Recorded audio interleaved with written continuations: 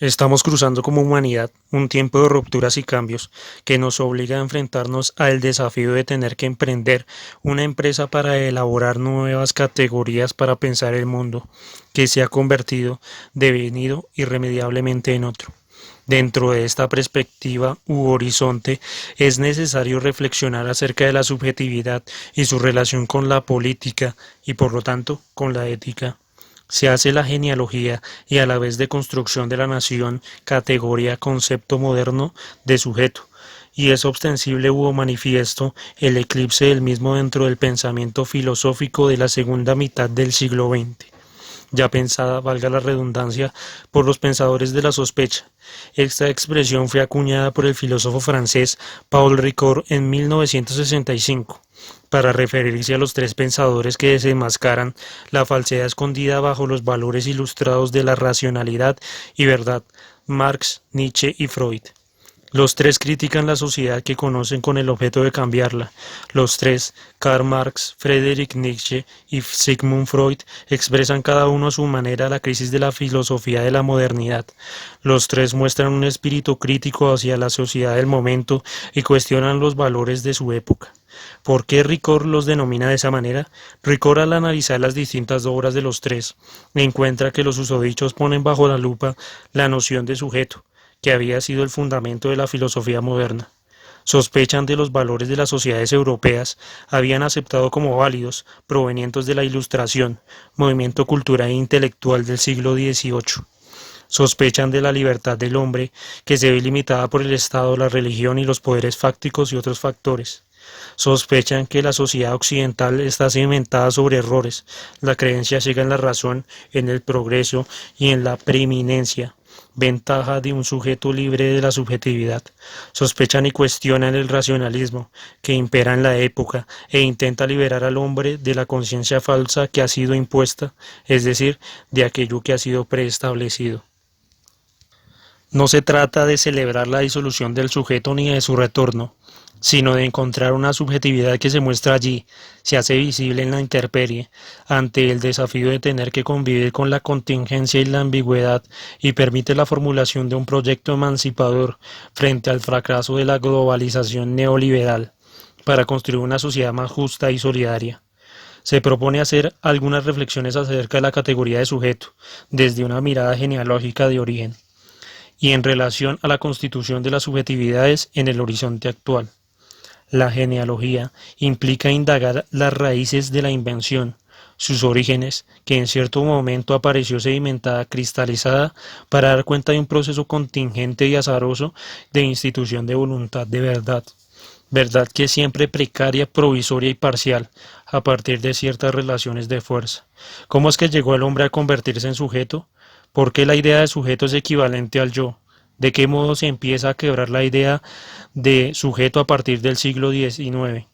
¿Cuáles son los deberes de las distintas formas de subjetivación en las condiciones actuales?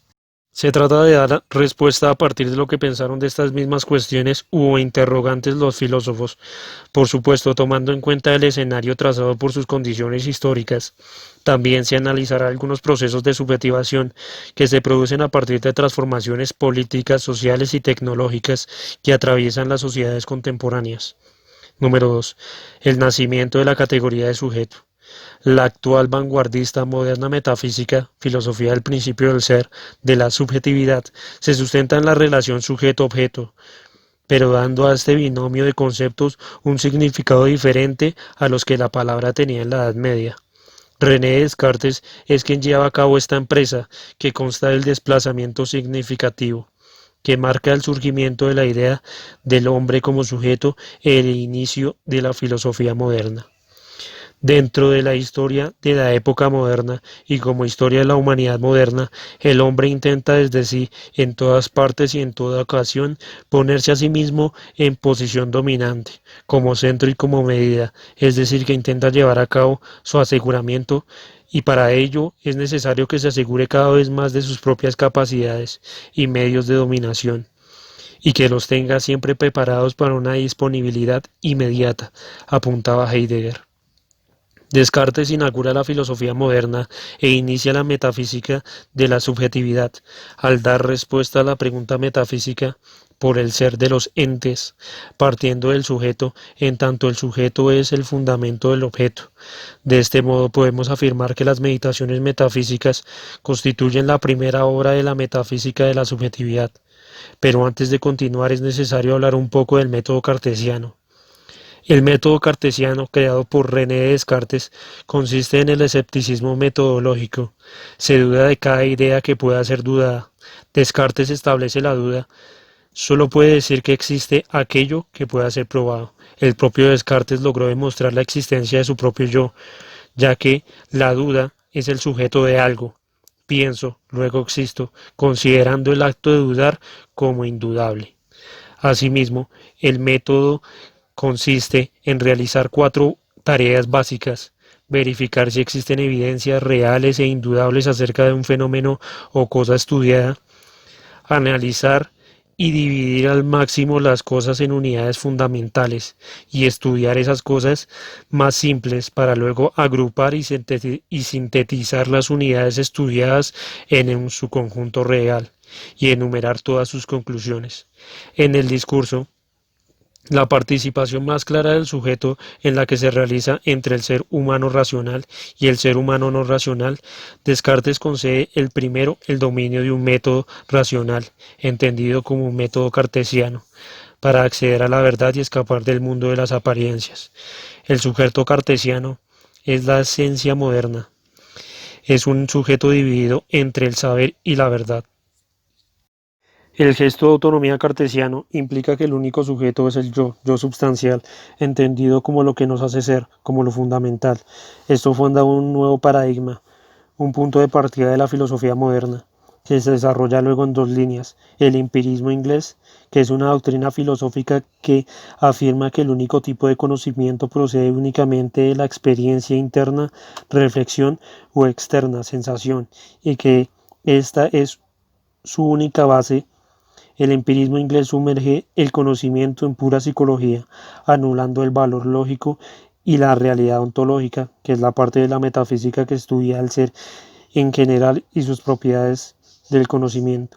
Se inicia con John Locke en el momento en que predomina el punto de vista idealista en la filosofía, y en el problema metafísico se soluciona con la propuesta sustancial de Descartes: la sustancia pensante, que es el alma, y la sustancia externa, que es el cuerpo, y Dios como sustancia eterna, infinita y creadora.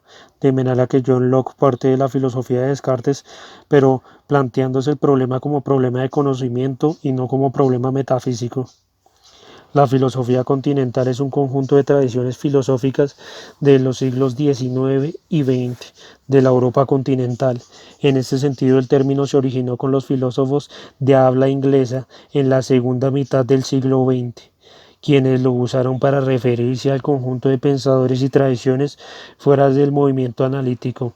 La filosofía continental incluye el idealismo alemán, la fenomenología, el existencialismo, la hermenéutica, entre otras.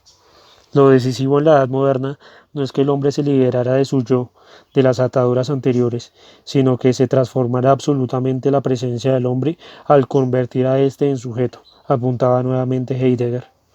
El paso de la modernidad no significa la sustitución de una imagen de un mundo medieval por una moderna, sino el hecho de que el mundo se convirtiera en imagen.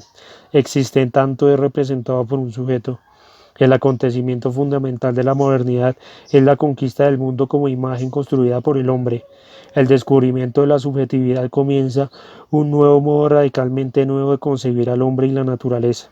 Inicia un profundo viraje en la historia. Al mismo tiempo, el proyecto de matematización de la naturaleza, propio de la ciencia moderna, expresa el proyecto de esa racionalidad, que no depende de otra cosa más que lo que ella misma se pone como fundamento de su saber.